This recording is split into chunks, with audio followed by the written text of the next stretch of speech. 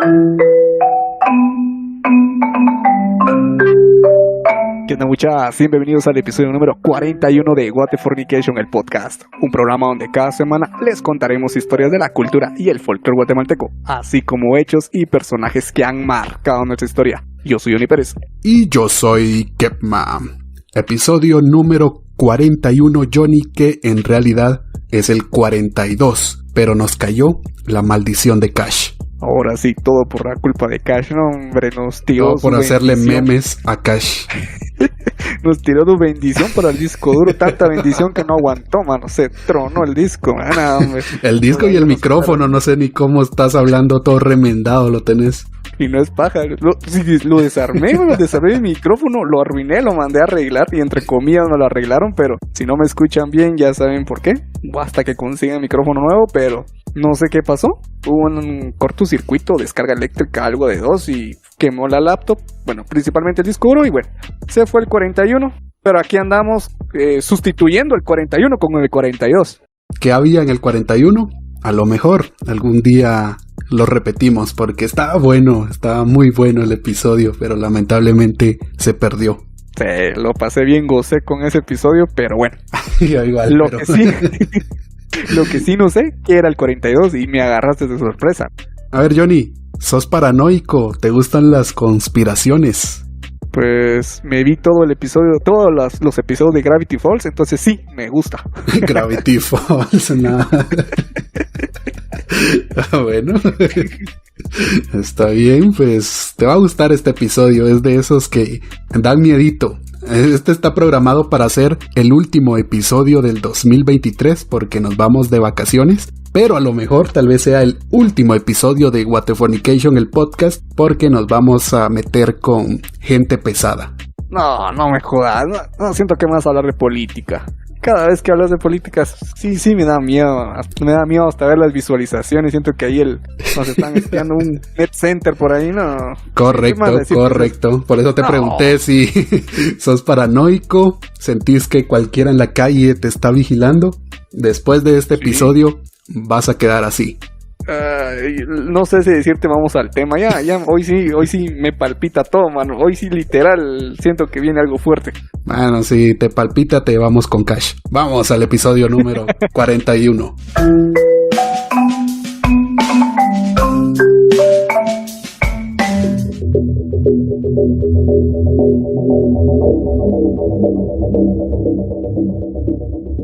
Era un día normal del mes de junio del año 2005.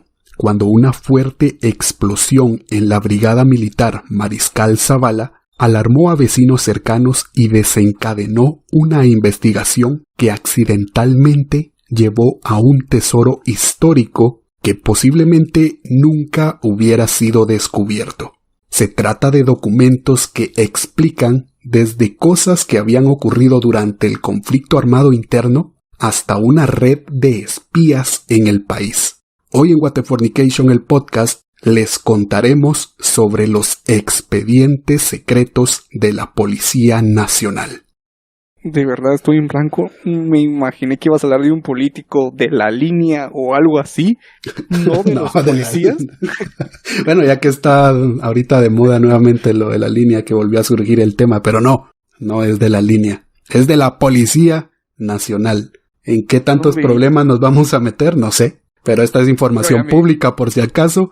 Lo encontré en la hemeroteca de la prensa libre. Creo que no nos vamos a meter en problemas por eso, porque es información pública. Pero igual vamos a hablar de esta institución y de cosas que hacía no solo ellos, sino también el ejército y su red de espías. De verdad estoy tratando de comprender todo. Ahorita mi cerebro está como que al 100. ¿Cómo que los policías van a ser espía? Yo me hice amigo de un policía que es bien gordito. Lo más que me hizo caminar, correr y caminar. Y son como 2 cuadras y se desmaya. ¿Cómo va a ser espía eso? No, en serio, estoy tratando de comprender eso. Ya vas a comprender muchas cosas y por eso te preguntaba antes de iniciar el episodio si eras paranoico, porque vas a desconfiar hasta de tus vecinos. Bueno, que tus vecinos de por sí ya son algo extraños, pero a ver, ¿de quién más vas a desconfiar? De la carnicería, del chino de la tienda, de alguien que va a la iglesia. Hay demasiados infiltrados en este episodio. Pero vamos a empezar con algo de contexto, cómo fue que se llegó a esa información. Vamos a situarnos en el año 2005, como te decía. No tengo día exacto de la explosión, a pesar de que busqué en notas de la época, pero las páginas que se mantienen activas lo cuentan como algo que sucedió en el transcurso de la semana, entonces no pude averiguar a ciencia cierta qué día fue. Lo más cercano que encontré, el posible día, fue un 17 de junio. Eso sí seguro, fue en junio del año 2005. 2005, no hombre, estaba bien patojito, pero ¿fue en la mañana o en la tarde? Fue en la mañana, como a las 8:30. Todos estábamos en clases. Sí, lo más seguro es que estuviéramos en clases todos. Bueno, muchos de los que tienen casi nuestra edad estábamos en clases, otros ahí estaban chiquitillos todavía, otros ni habían nacido, otros ya más adultos estaban trabajando. La onda es de que era un día normal, era un día tranquilo. Imagina que vos sos un vecino de algún barrio cercano a la Brigada Militar Mariscal Zavala, cuando de repente tu tranquilidad es interrumpida por una fuerte explosión. Una explosión que se originó con un incendio que empezó aproximadamente a las 8:30 de la mañana, como te decía, y este incendio estuvo precedido de fuertes explosiones que se escucharon hasta 25 kilómetros de distancia, y habían grandes columnas de humo tóxico que salían del lugar y que causaron pánico en la población. 25 kilómetros, eso sí es bastante, entonces se tuvo que quemar una súper increíble bodega. Hombre, si con el volcán que vivo lejos se logra ver bastante, ahora me imagino eso, súper explosión. No, deja el volcán, las bombas de la feria cuando suenan es boom, que no nos dejan grabar en paz. Ahora imagínate una explosión así que se escuchó hasta 25 kilómetros de donde se originó. Yo creo que lo puedo retar con mi mortero de 5 quetzales. Eso sí. Creo que no le veo opción, pero sí se oye fuerte. O sea, para hacer eso tuvo que haber quemado algo como explosivo o algo más así. Lo curioso de todo esto es de que, me voy a adelantar un poco, pero algo curioso en esto es de que no se reportó ni una víctima. Eso no me lo creo, pero al menos en el reporte oficial dice que no murió nadie. Sí, claro. Sí, yo también me lo creo. Sí, claro. Guiño, guiñito, guiño. Pues 2 horas después de que fue esa gran explosión, se recomendó una evacuación masiva de los habitantes, que eran como aproximadamente 500 personas que tuvieron que ser alojadas en un albergue temporal. Fue así como decenas de familias salieron a las calles alarmados debido a esas fuertes explosiones que hicieron estremecer sus casas como si se tratara de un fuerte terremoto. ¿Sabes lo que me acabo de imaginar? Sé que es tonto, pero ¿te imaginas la escena de Spider-Man? Cuando llega el Duende Verde, que está rezando y ¡boom! Suena esa onda. Es así, tal cual. Porque había gente tranquila en sus casas cuando sintieron los retumbos. Era como un terremoto. Los que estaban cerca les explotaron los vidrios de las ventanas. Algunas casas seguramente sufrieron daños. Entonces sí, es loco. Pero algunos lo vivieron así, como la tía May. Como la Tito Bambino cuando siente el boom. Sería buen soundtrack la de Tito el Bambino. Continuar, que no lo agarramos en serio, mejor continuar. Pues después de esas explosiones la gente se quedó así como, qué puchis, qué ha pasado. Y empezaron a salir corriendo, incluso antes de que las autoridades dijeran de que tenían que evacuar y alojarse en albergues temporales. Ellos ya iban escapando y claro, y otros ya iban ahí de chismosos, porque eso no puede faltar. Se pudo destruir tu casa, pero vos tenés que saber qué fue esa explosión. Ya me imagino ahí los señores, ¿qué pasó? Dicen que hubo una explosión, no, dicen que allá hubo guerra, se están peleando ahí, vino la NASA y no sé qué más. La mara que se inventa de todo y nada que ver con la historia verdadera. Sí, eso no faltó, eso no faltó. Pero, aunque las explosiones ya habían pasado, uno de los principales temores de las autoridades era una posible intoxicación masiva de los habitantes. Además de esto, había temor de que el fuego llegara a otras bodegas donde el ejército almacenaba más explosivos y otros materiales bélicos utilizados durante el conflicto armado interno. La mayoría de estos artefactos estaban elaborados a base de fósforo blanco, que es una sustancia altamente tóxica que causa alergias en la piel y dificultades respiratorias. Entonces, la preocupación de las autoridades era que el fuego se extendiera a esas bodegas donde habían más cosas por explotar y hicieran una contaminación masiva de esas zonas aledañas a la base militar. Estaba cargado el ejército entonces. Sí, suena que tenían bastantes municiones y bombas. Y tal vez, pues, si vienen desde la época del conflicto, me imagino que habían granadas, esas bombas que se ponen en el suelo, no sé cómo se llama. Y el fósforo blanco, sí había leído que sí es bien potente, eso chinga los pulmones y todo. Tenían razón de evacuar toda esa onda. Bueno, y era el año 2005, estamos hablando de cosas que estaban desde el conflicto armado que ya había terminado hace varios años, entonces son artefactos, no sé cómo más llamarle, que ya estaban en mal estado, no estaban listos para ir a la guerra, sino solo los tenían ahí almacenados porque sí, ya no tenían función, porque son cosas que ya son viejas, ya eran hasta peligrosos para ellos mismos y ahí los tenían. Si en sí son peligrosos, más tenerlos aguardados se vuelven doblemente peligrosos. Sí, ya no sé si tengan un tiempo de vida al límite, pero sí, al menos el material se va deteriorando, ya están en mal estado. Pues a pesar de eso, no se registraron víctimas mortales, supuestamente, como te decía, porque por cómo se describe el hecho, se me hace raro que no murió nadie. Y si alguien quedó ahí, pues más que cenizas. Continúa, ¿qué más pasó? ¿Por qué inició todo eso? Esto que te conté solo fue como la explosión y las consecuencias que tuvo. Que después de esto se albergó a la gente hasta que pasó el peligro y ya cada quien para su casa. Imagino que el gobierno tal vez se habrá hecho responsable de algunos gastos, no sé qué pasaría ahí, pero este no es el tema principal. El tema principal, ya que supuestamente no hubieron víctimas, es que esta explosión desencadenó investigaciones para tratar de evitar que algo así volviera a suceder. Entre los lugares a investigar estaba la Policía Nacional Civil y sus bodegas en la avenida La Pedrera 10-00, que estaba cerca de ese sector, ya que se sabía que ahí guardaban materiales inflamables y en mal estado. ¿Pero qué tienen con guardar cosas que ya ni van a usar? O sea, se sabe que tienen una fecha de vencimiento y todavía lo guardan. Pero, a ver, siento que ya mencioné antes policías, aquí viene el salseo. Aquí viene lo bonito, y antes de empezar con esto, tengo acá la nota que te voy a ir leyendo, pero me voy a quitar el cuentazo y voy a decir que la siguiente información, en un 90% de lo que voy a decir a continuación, lo obtuve gracias a la hemeroteca de Prensa Libre. Vayan a ellos, no a mí. Trónenselo a ellos, no a nosotros. Bueno. A ver.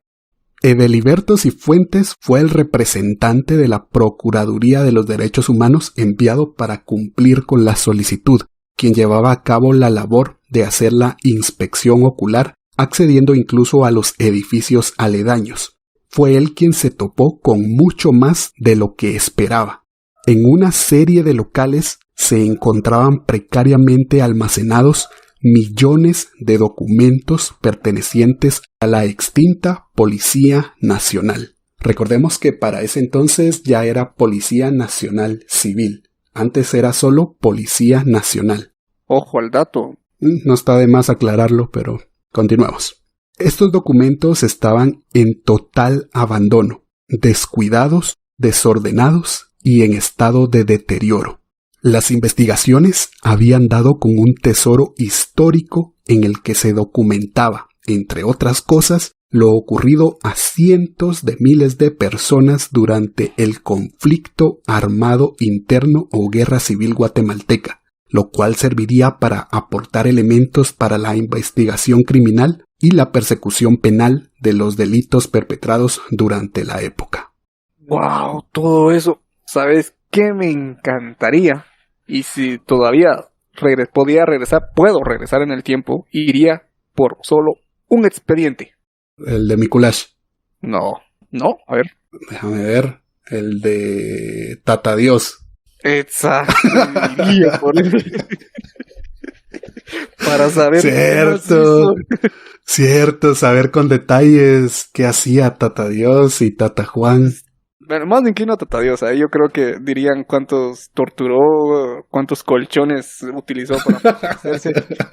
Hacía un sanguchito con colchones, se ponía uno encima del otro. Si no saben de qué estamos hablando, vayan a escuchar el episodio de la Penitenciaría Central, que está muy bueno. Sí. Estás diciendo que está todo guardado. Todo lo que sucedió en ese siglo XX y un poco antes, desde el siglo XIX, ahí estaba. Estamos hablando de millones de documentos. No, hombre, si con eso vamos a buscar todos esos papeleos y tenemos episodios para hasta que nos moramos de tantos casos que vamos a encontrar ahí. Imagínate tener acceso a todo eso. No, cuando te lees todo eso, sí, con un librito cuesta. Ahora imagínate leer millones y millones de páginas. No, pues era una cantidad inmensa de folios que medía más de 7.900 metros lineales, donde se encontraron registros que datan desde finales del siglo XIX, como te comentaba, y que se extienden hasta 1997. Habían aproximadamente 80 millones de archivos, los cuales dejaban en evidencia las estrategias de la Policía Nacional, los métodos que utilizaban, las cadenas de mando y las políticas de represión operativas. Esos documentaban todo. Era, vamos a ver, así como los que vieron Betty la Fea, así como Betty que llevaba en su diario todo lo que hacía con detalles, todo su día lo apuntaba en su diario, así hacían los policías y lo iban a guardar ahí. Hombre, ahí voy a buscar esta cosa de nacimiento, lo encuentro. Lo encontrás seguramente. No, pues ahí está todo, está la historia de Guatemala. Quiere decir que era enorme eso. Yo me imaginé un cuarto o una bodega. ¿Sabes cómo me lo imaginé ahorita? Como la escena esta de Capitán América, el Soldado del Invierno, cuando van a una bodega y encuentran un montón de... école. Lo mismo. De eso, algo así. Lo pero mismo. en papel. Sí. En papel. Sí, porque estamos hablando de Guatemala, no iban a tener la tecnología para tenerlo todo en digital, era puro papel todo. Pero bueno. Pero sí, la gran puchica, sí llevaban un registro así bien apegado.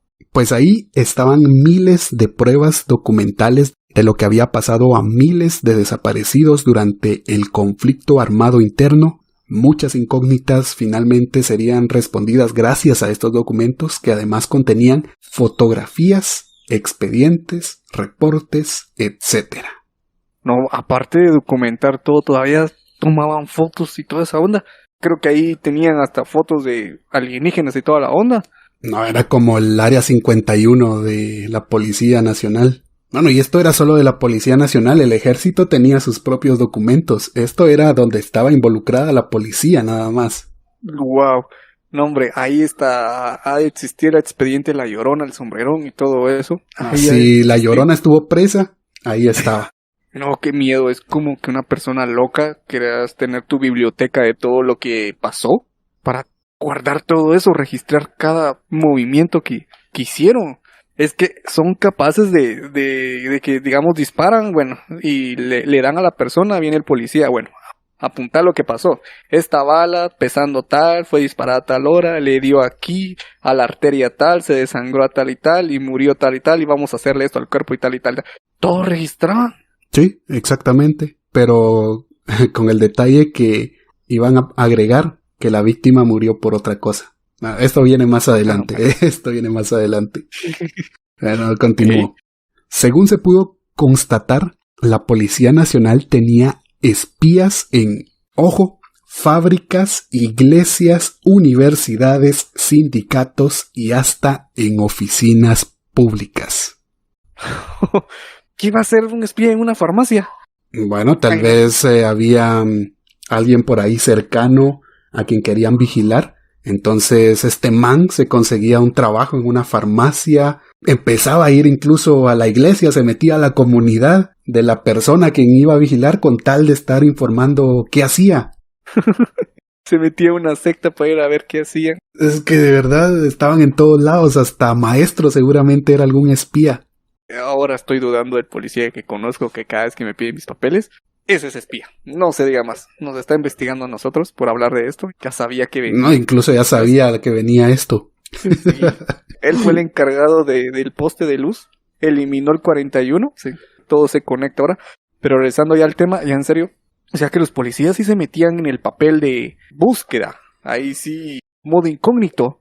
Sí, y no precisamente que fuera elementos de la policía, sino era un equipo que se dedicaba específicamente a infiltrarse en lugares. ¿Cómo te doy un ejemplo? A ver, había un líder tal vez que reunía a Mara para ir a manifestar cuando había algún evento público y agarraba a un montón de gente y se iban a manifestar en contra del gobierno. Entonces metían ahí algún espía para saber cómo iba a estar toda la movida y estar preparados. Cosas así. Entonces se metían donde sea. Esos no miraban lugar, nada. Se metían con tal en tener información. ¿Cómo se llaman estos scrolls? Los que cambian de forma, los que andan metidos ahí. No, pero ¿por qué todo lo querés relacionar con algo de Marvel? No. Ni idea, no sé, pero ahorita me los imagino así. Pero no. Es difícil, en serio, es difícil de verlos como espías. Es que no sé por qué me imagino un gordito caminando entre la multitud ahí con su cuadernito apuntando todo lo que viene. Solo termina la manifestación o lo que esté haciendo en el XY lugar y se va corriendo a entregar su informe y se regresa como si nada. Sí, eso era lo que hacía. Bueno, tengo aquí un ejemplo que un reporte dice que todos los días era enviado un funcionario al Instituto de Sismología, Meteorología e Hidrología, que es el INSIBUM, en otras palabras, que tenía como única función vigilar de cerca a sus compañeros y reportar al jefe de la policía qué hacían. Si en determinado momento, no sé qué iba a hacer el INSIBUM en contra de la policía, pero tenía que estar informando. Y si tenían vigilado hasta el INSIBUM, ni te cuento de otras personas que, como te decía, eran rivales políticos, que estaban más envueltos en todo este rollo de darles problemas. El INSIBUM. Así como el man que sale vigilando el oleaje del INSIBUM.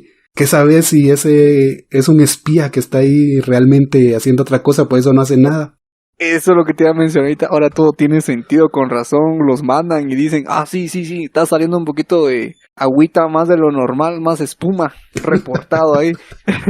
Pero es que si lo tenían así con el INSIBUM, ya me imagino lo que me estabas comentando ahorita, cómo tenían a sus rivales políticos. Me imagino que hasta el papel del baño, lo que gastaba y lo que tiraba, lo iban a recoger para reportarlo.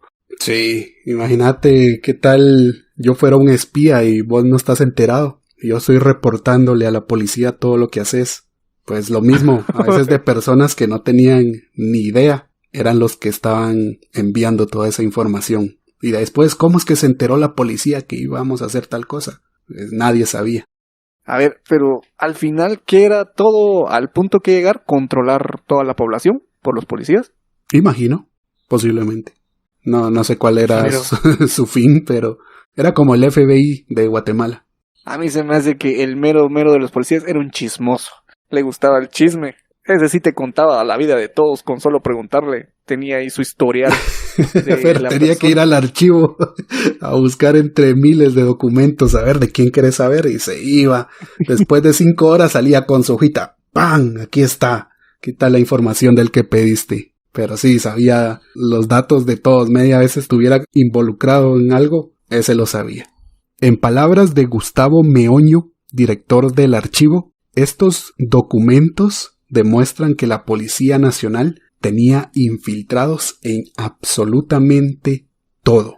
Estas personas infiltradas reportaban a las distintas unidades de la Policía Nacional las conversaciones de sus compañeros, los libros que leían y con quiénes se relacionaban. A la verga, hasta eso. ¿Hasta qué libro estás leyendo? Claro, sí está fuerte eso hasta eso, pero a ver, continúa, sorpréndeme ahora.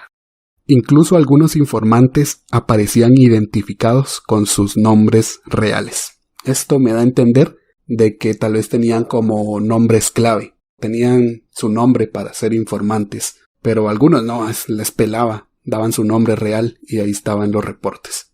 Estos informes llevaban un sello de confidencialidad y eran enviados al director de la Policía Nacional.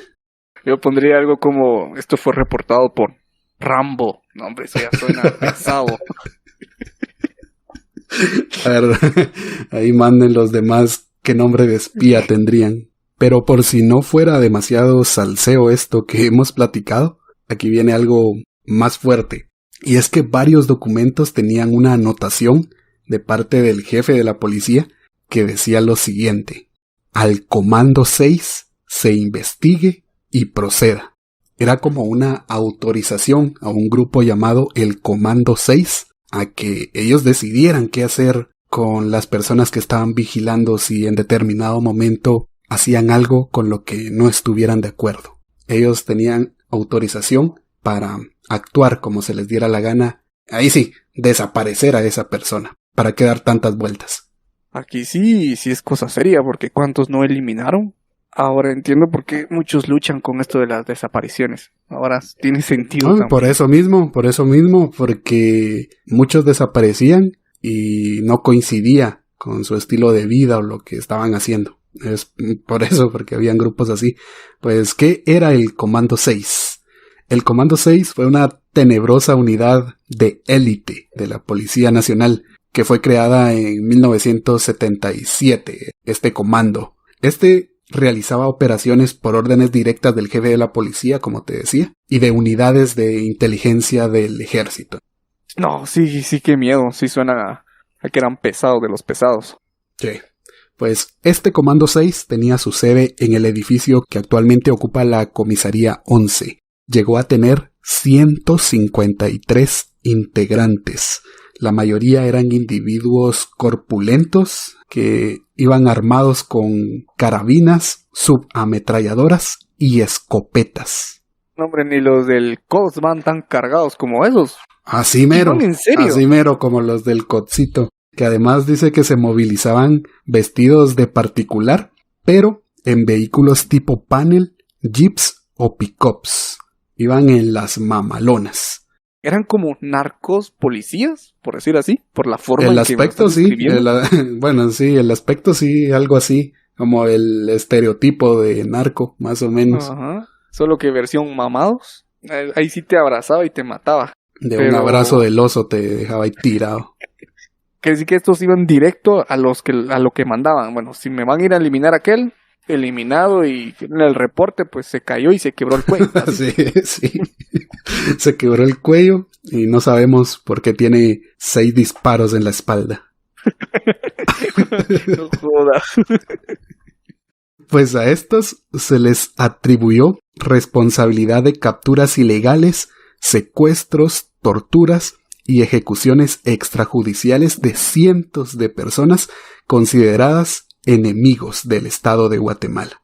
Se presume que esta estructura pudo haber tenido participación en la ejecución del líder estudiantil Oliverio Castañeda, de alguien que quiero que tengamos un episodio porque es muy interesante la historia, pero se conecta a otros casos que también estoy ahí viendo cómo se pueden estructurar, porque se conectan, pero no sé con cuál empezar, con cuál se debe hablar primero para que tenga sentido. Pero sí, del caso de Oliverio Castañeda posiblemente tengamos un episodio en el 2023 porque está muy interesante. Además de la muerte de los políticos Manuel Colom y Fuentes Mor.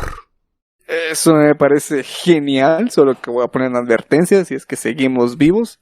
Si no nos mandan ese comando para que nos eliminen. No, para nuestra suerte ese comando ya no existe, al menos como se conocía, pero no me extrañaría que hubiera un comando 7, un comando 8, no sé qué número estarán utilizando ahora. Yo creo que sería un número más potente, el 7 no me da miedo. El comando 666, ¿qué te parece? Órale.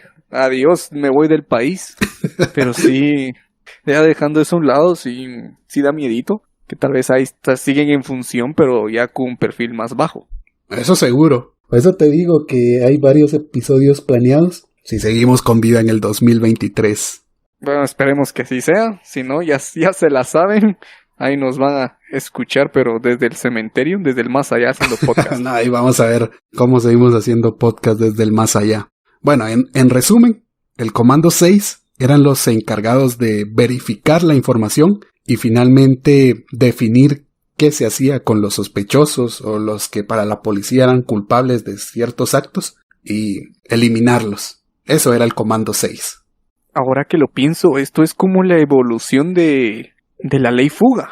Si antes lo utilizaban con casaca para dispararles en la espalda, esto es como una evolución de eso. Porque utilizaban todo el plano guatemalteco para vigilar, mandar, ejecutar y eliminar. Sí, porque tenían la misma función, eliminar rivales de política.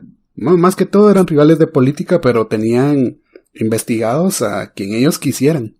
Sí, usaban de excusa eso, ¿verdad? Algo así lo veo. Sí. Pero era un control total. En resumen, eso era. Era un control total. Y también se han encontrado listas de personas que fueron detenidas durante allanamientos en operativos especiales o en redadas de rutina, estas que vemos en televisión de que mirás policías entrando a una casa y capturan a alguien. Se tenían esos reportes, estas aprehensiones en apariencia legales que después se convirtieron en desapariciones, ya que no se supo nada de esas personas que iban a capturar. Simplemente desaparecían, como si nunca existieron, aunque para las familias no fue así, pero para el resto de la población, que a mí qué me va a importar si capturan a alguien allá en, zona 18, zona 6, lo miro en las noticias y digo, miren cómo se está entrando la policía ahí, miren cómo lo captura, pero sinceramente, ¿qué nos importa qué le suceda a ese tipo? Pero para la gente cercana a él sí, y esta gente simplemente desaparecía, no se volvía a saber nada de ellos. Bueno, si lo decís en ese modo, sí tenés toda la razón y también tiene sentido. No nos interesa la vida de otras personas más que los que nos rodean. Entonces, ahorita sí ya suena muy, muy feo todo lo que pasó. Porque cuántos desaparecieron y sin ningún motivo. Familiares buscando opciones, apoyándose en la policía sin saber que ellos mismos fueron los encargados de hacer todo eso. Sí, apoyándose en la policía. Qué buena observación. ¿De que a quién acuden? A la policía. ¿Y qué les iba a decir la policía? No, es que no sabemos nada. Y realmente había un reporte de eso oculto en esas bodegas. Ahora sí me da miedo salir a la calle y miro cualquier persona sospechosa. No, me está reportando. Pues este archivo también ha arrojado información sobre las diferentes estrategias que se trazó el Estado desde 1954 hasta 1985, que fue donde más fuerza tuvo todo este control, aunque el Comando 6 fue más adelante, pero desde antes ya se tenía bastante control con todo esto de los espías. Tenían control desde la tienda del barrio, la farmacia, ferretería, caminos, tenían control de todo, pero no entiendo por qué todo esto era debajo por los policías. Tenía que haber un político detrás de todo esto.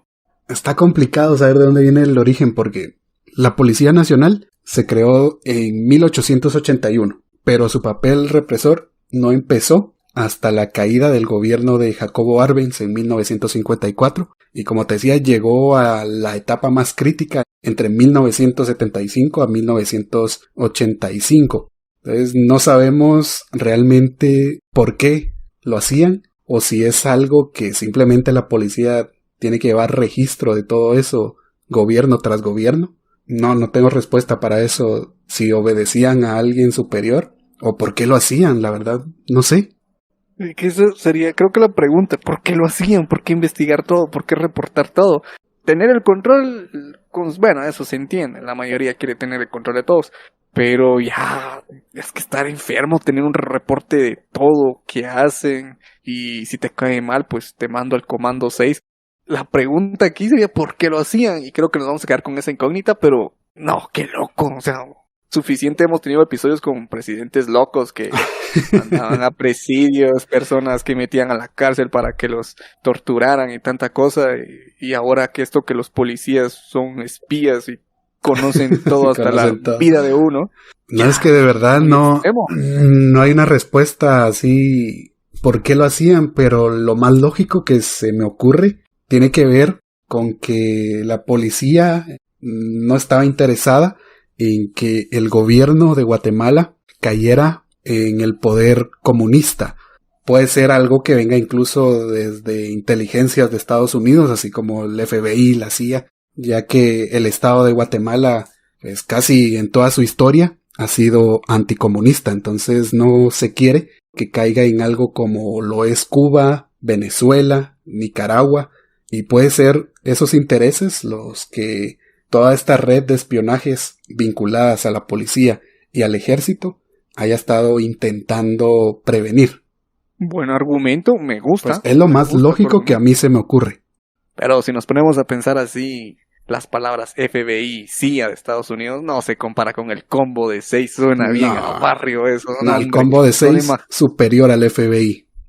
Eso no las pela, eso no hacen investigaciones como hacen aquí los policías. Sí. Pero regresando ya, regresando. Pues voy a continuar. Entre los documentos se ha encontrado una orden en la que se solicitaba la ubicación, detención y encarcelamiento preventivo de una lista de personas para evitar que pudieran manifestarse durante la visita al país del vicepresidente estadounidense Richard Nixon en 1955. Y este es un dato mucho más antiguo de lo que ya hemos hablado y que casualmente coincide con lo que te había comentado antes de que esta gente atacaba mucho a los que veían como con potencial de ir a manifestar en contra del gobierno.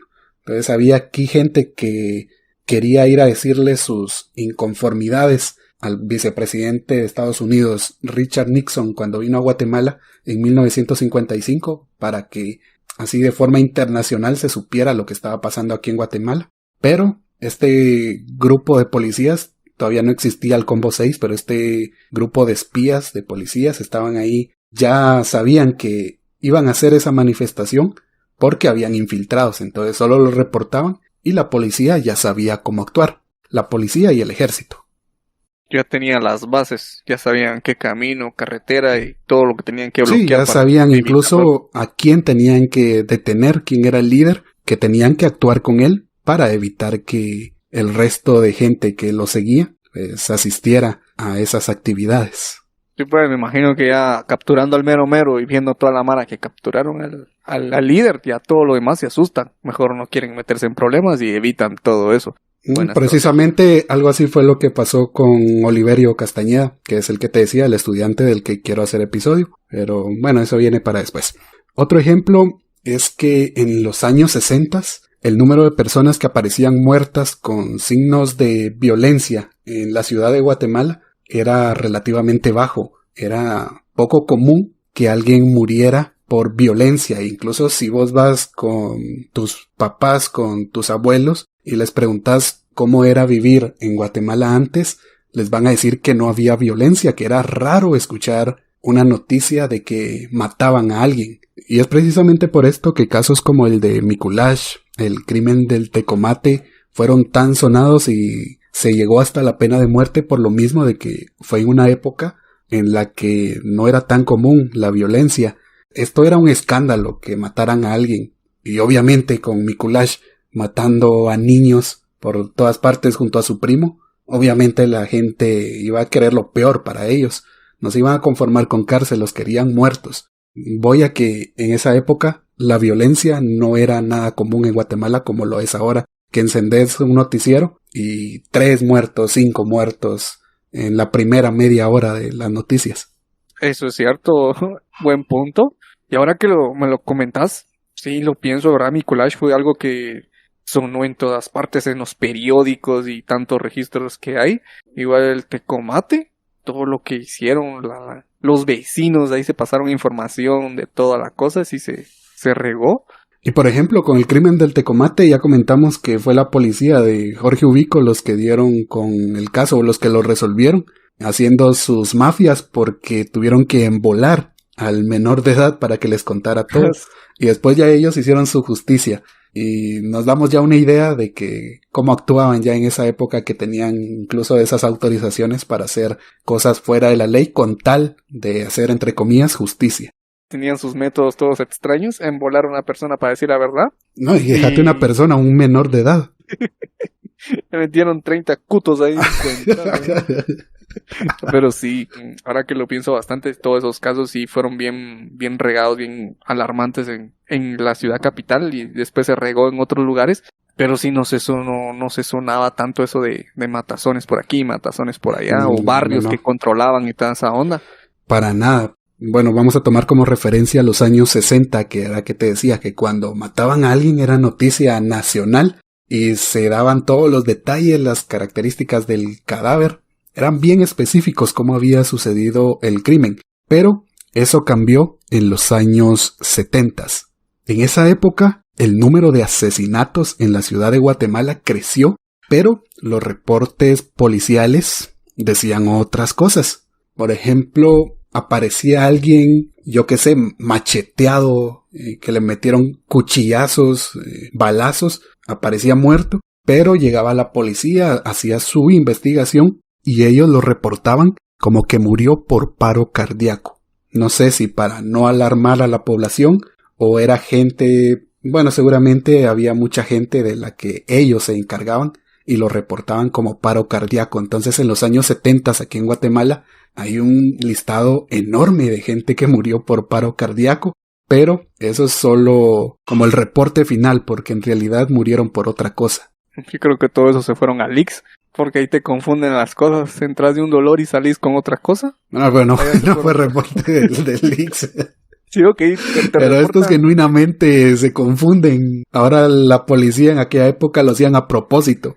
Iba en moto y se cayó y misteriosamente se disparó solito. Pero bueno, ahí quedó la cosa que murió. No, y a pesar de que tuvieran el balazo en la cabeza, es que fue paro cardíaco. De eso se murió. Por comer punchuco murió. Sí, cosas así. La cosa es de que trataban de ocultar todo como que había sido natural. Y así estos documentos han servido hasta la fecha para buscar cosas claves como, por ejemplo, buscar términos como desaparición, secuestro, tortura, cadáveres XX o nombres de personas que familiares han denunciado como desaparecidos y que nunca supieron qué pasó, nunca se resolvió el caso. Y gracias a estos documentos que encontraron en el año 2005, se han sabido muchas verdades. Han dado con mucha gente que estaba desaparecida y se tiene al menos el reporte para darle el informe a las familias. Ya no entregarles el cuerpo, pero sí decirles qué sucedió en realidad. No es de que haya desaparecido así por así, sino ahí está detallado qué fue lo que le hicieron. Qué fuerte eso de tener un familiar perdido. Bueno, que nunca encontraron su cuerpo y que te den el informe ahí sabiendo lo que tal vez le pudieron haber hecho. Y sería bien impactante eso. Bastante.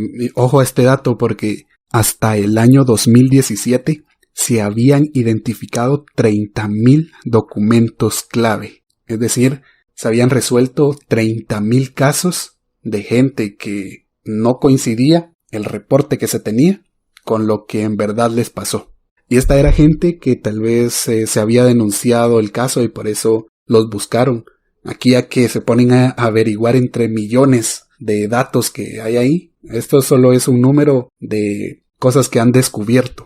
O sea que es como una deep web de eso y todo ahí, todo lo feo, lo brusco. Ahí está es ahí. Como una deep web que está en físico y que con el tiempo lo han ido pasando en digital, como para tener acceso a lo que tiene, porque si se ponen a buscar todo en el papel es imposible, pero al menos al tenerlo en digital tienen la opción de poder hacer búsquedas, como te decía, con palabras clave como gente que fue enterrada XX, nombre de personas que están reportadas como desaparecidas, gente que fue torturada durante aquella época del conflicto armado interno. Todo eso está ahí relatado en esos documentos, pero hasta el año 2017 solo se tenía analizado el 5% de esos archivos. Imagínate que ya con ese 5% habían resuelto al menos 30,000 casos. No resuelto porque no se va a hacer justicia ni nada, pero al menos como que se aclaró la situación de 30,000 casos. O sea, nada de nada, lo que falta. Hay un 95, pongamos que del 2017 para acá haya subido otro 2%. Aún hay un 93% de cosas que no sabemos que ocurrieron durante finales del siglo XIX y todo el siglo XX. Es que prácticamente son más de 100 años de información en papel. Correcto. Pues es que 100 es bastante. más de 100 años de información en papel. Entonces sí, yo creo que vamos a llegar a viejos y van a llegar al, ¿qué? ¿El 60%? Van a estar No, sí, cerrando casas. solo yo con las impresiones que tenía de la universidad podía llenar fácil un mueble de puras hojas, de puras impresiones, trabajos. Ahora imagínate documentos de toda Guatemala. Sí, qué feo. Sí, está fuerte eso. No me gustaría tener algún familiar ahí y saber que No, y lo seguramente torturó. tenés, ahí hay gente, a tus antepasados, más de alguien está ahí dentro de esa información. Sí, que tenga acceso y aquí cuando tenga mis, 50 años y entre a internet, tal vez eso esté disponible para todos y busque ahí el nombre de la persona y me aparezca que fue torturado por Hola. Tata Dios, no. Ay, por tata, Dios. Imagínate que alguien entra, uy, voy a buscar a mi papá, y se entera que no fue por cigarros, sino que lo torturó Tata Dios. No. No sé sentirme orgulloso o lástima.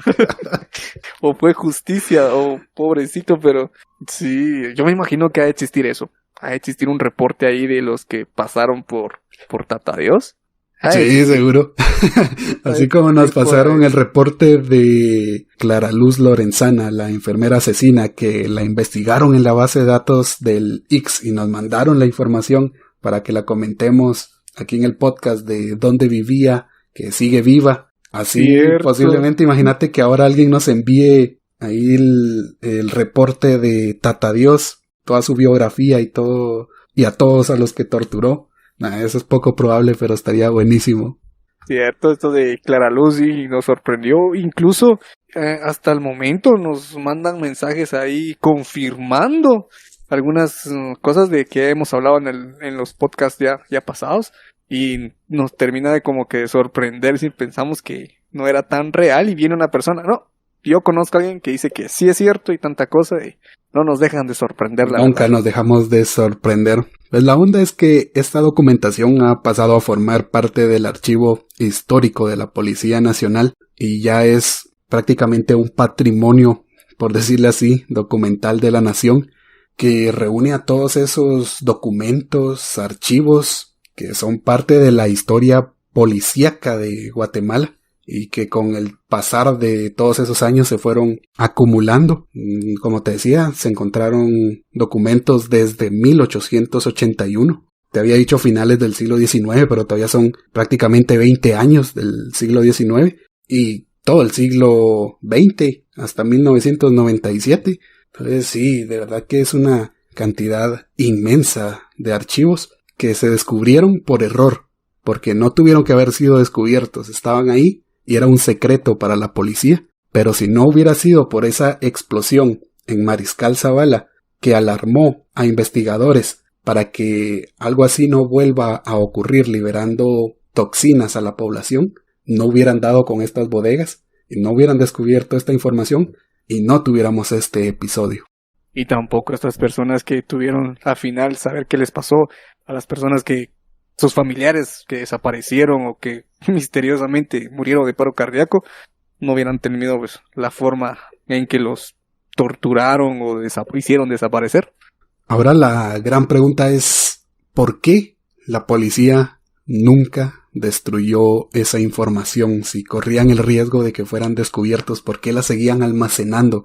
Si ya habían hecho todo eso, que claramente no estaban interesados en que se supiera, ¿por qué no la fueron quemando poco a poco? ¿Por qué no la fueron destruyendo? Y viviéramos tranquilos en Guatemala sin saber nada de eso.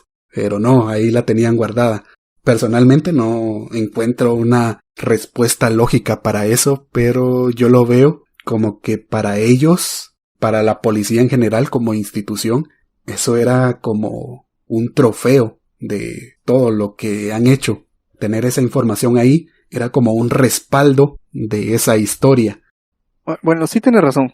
Ya lo guardaron como trofeo, pero a ver, si Mariscal Zavala no tiraba todo lo que tenían ahí, bombas y no sé qué más y fósforo blanco, ¿cómo iban a tirar todo eso? Me inclino también que se lo quedaron como decir, como orgullo, como un trofeo de todo lo que pasó. Tal vez dicen, aquí hay historia o buscan a tal persona y saben de su pasado. Sí, así como Como un historial todo raro, ¿no? como el papá, el tío que guarda en una habitación su montón de trofeos de cuando jugaba fútbol, aunque fueran de la colonia, que no servían para nada. Ahí Pero tenía ahí en su estaba. habitación su montón de trofeos, pues lo mismo, estos tenían no una habitación, sino bodegas enteras de documentos que respaldan todas las fechorías que hicieron. Pero sí, pensándolo bien, lo que hay en todos esos documentos es hasta aterrador, lo que aún no se ha descubierto de la historia de Guatemala. No me lo quiero ni imaginar si con lo poquito que sabemos hasta es feo ponernos a pensar cómo pudieron suceder ciertos hechos, masacres, torturas a lo largo de la historia. Y ahora imagínate saber más cosas que aún no han sido descubiertas. Sí, yo creo que ahí ha de existir pues algo bien raro y que sobrepase ya lo que sabemos, que más seguro que sí existe, pero bueno, son cosas que no nos deja sorprender Guatemala, cosas que solo pasan en Guatemala, un campo o campos de información de años, que han un total de tal vez sí algo de psicópata para tener guardado todo eso, para tener registro de lo que hicieron, de cómo lo hicieron, en dónde lo hicieron. Sí, ya lo hace pensar a uno bastante de que no está bien de la cabeza o la persona que fundó eso le patinaba el coco. Sí, sí, sí, sí, sí. Pensar que cualquier crimen que haya sucedido en el siglo XX está ahí detallado como en realidad sucedió y tal vez no como nosotros lo sabemos gracias a libros, artículos de internet. Sabemos la versión que nos han querido dar hasta donde ellos quisieron, pero hay cosas que nunca vamos a saber. De verdad que la historia de Guatemala es increíble. Cuando empezamos este podcast no nos imaginamos descubrir tanto.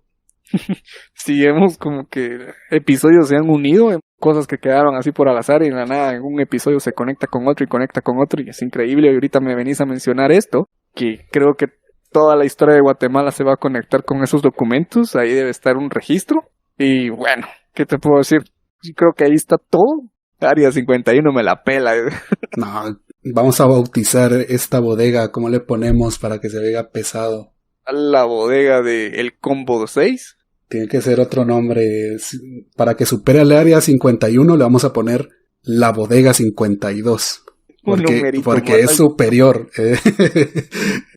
El área 51 no es nada comparado a eso. Si el área 51 tiene todo digital, pues ahí lo pueden cualquiera hackear. Venga a Sí, sí, Guatemala, sí. Aquí en no puede Guatemala no, hackear aquí eso. seguridad. Ahí lo tienen con su candadito. Ahí está Eh, guardado.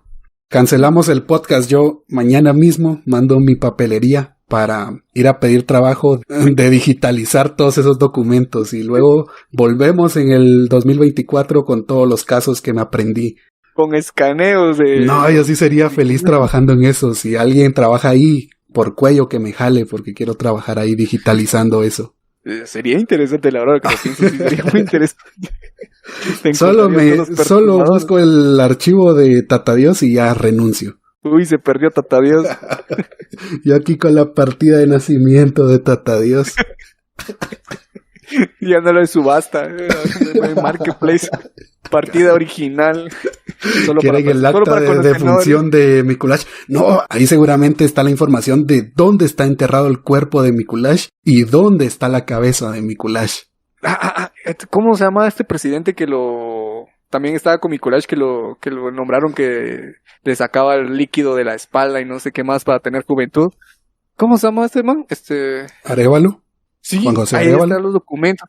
Que de verdad ahí explica si era cierto o era mentira. Ahí ha de existir. Ahora Él todo le está ahí. sacaba el líquido de la espalda a los niños y no era Sí, Mikulash. Sí. Ay, no. ¿Qué tal era cierto? Pues vaya forma de terminar el 2022 con este episodio.